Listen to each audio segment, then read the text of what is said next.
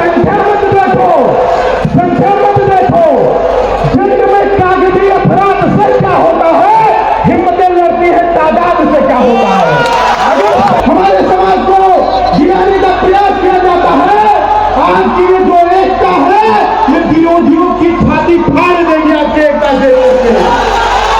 कोई भी आज आप देख रहे हैं कि जो लोग कभी आपके सामने बोलते नहीं थे वो आज हमारी आपकी बहन बेटियों पर टिप्पणी करने लगे हैं। हमने तो हमेशा सर्वे भवन्तु सुखिनः और सर्वे सन्तु निरामया की बात की है। हमने तो हमेशा वसुधैव कुटुम्बकम की बात की है, लेकिन जब बात आज अस्तित्व पर आई है तो भगवान परशुराम के पद चिन्हों पर चलकर फरसा उठाने का प्रयास है हम लोगों का। भारत माता की, भारत माता की, भारत माता की, वंदे वंदे वंदे, जय परशुराम, जय परशुराम। आवाज दूर दूर तक जानी चाहिए, जय परशुराम, जय परशुराम। आज ये जो भीड़ देख रहा हूं, हृदय गदगद हो गया है मेरा।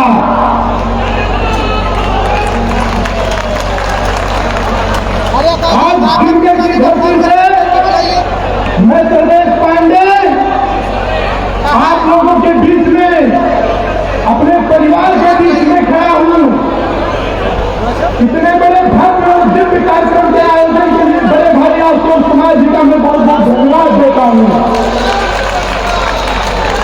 आपको भाई का सिर्फ एक फोन गया था मेरे पास, उन्होंने कहा सर्वेश जी अपने समाज का कार्यक्रम है, ब्राह्मण भूमिहार का कार्यक्रम है, आपको आना है। एक दिन पूर्व तक मैंने कहा कि भाई मैं आऊंगा, और एक दिन पहले ही मैं कार्यक्रम में पहुंच गया।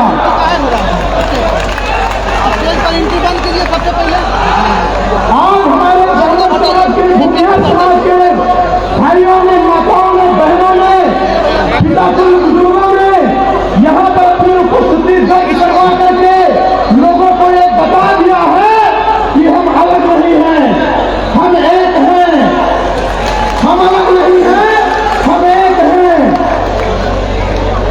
जिस तरीके से आज हमारे समाज को टारगेट किया जाता है, हमारे समाज को नीचा दिखाया जाता है, हमारे समाज को गिराने का प्रयास किया जाता है, आज की ये जो एकता है ये विरोधियों की छाती फाड़ देगी आपके एकता से। कोई विरोधी नहीं पाएगा। आज आप लोगों, मैं बड़े कार्यक्रमों में जाता हूँ, जगह जगह पर कार्यक्रमों में जाता हूँ, लोग मुझसे कहते भाई साहब सब हो सकता है, ये समाज में नहीं हो सकता है। आज उन लोगों को आज खोल करके देखना चाहिए कि आप वही समाज में हैं, और एक हो सकते हजारों लाखों की संख्या में दौड़ रहा है यहाँ पर। आज समाज में जितनी समस्याएं हैं, आज सौ दिन से संघर्ष करना शुरू किया है, समथिंग उसी के आसपास मैंने भी संघर्ष करना शुरू किया। आपको भी हमारे बड़े भाई से बहुत बड़े हैं वो, मैं उत्तर प्रदेश में उन लोगों से जाते होंगे, सोशल मीडिया देखते होंगे।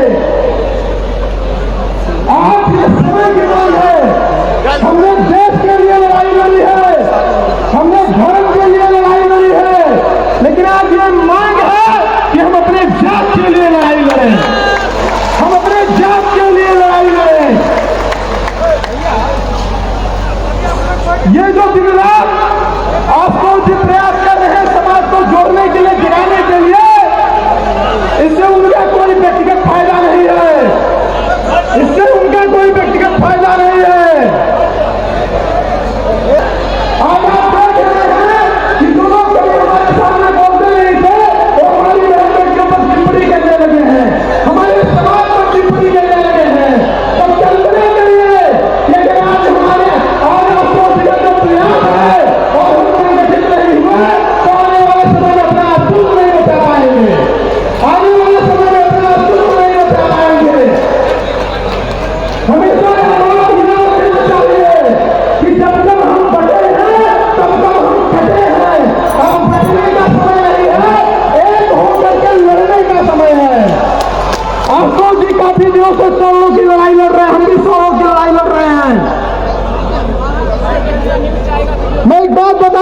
हूं, आज जो समाज की स्थिति है, आप कल्पना करिए कि इससे पहले समाज की क्या स्थिति थी, और कल्पना करिए कि अगर आप संगठित हुए तो आने वाले समय में क्या स्थिति होगी। और ब्राह्मण भूमिहार वीरों की जाति है, ब्राह्मण भूमिहार वीरों की जाति है। हम हमेशा हम लोगों को जातवादी बताते हैं। हम एक बात बताएं, हम लोग कभी जातवादी नहीं थे, ना जातवादी हैं। हमने तो हमेशा सर्वे भवन्तु सुखिनः और सर्वे सन्तु निरामया की बात की है।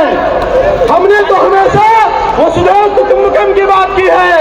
लेकिन जब बात आज अस्तित्व पर आई है तो भगवान परशुराम के पद चिन्हों पर चलकर फरसा उठाने का प्रयास है हम लोगों का।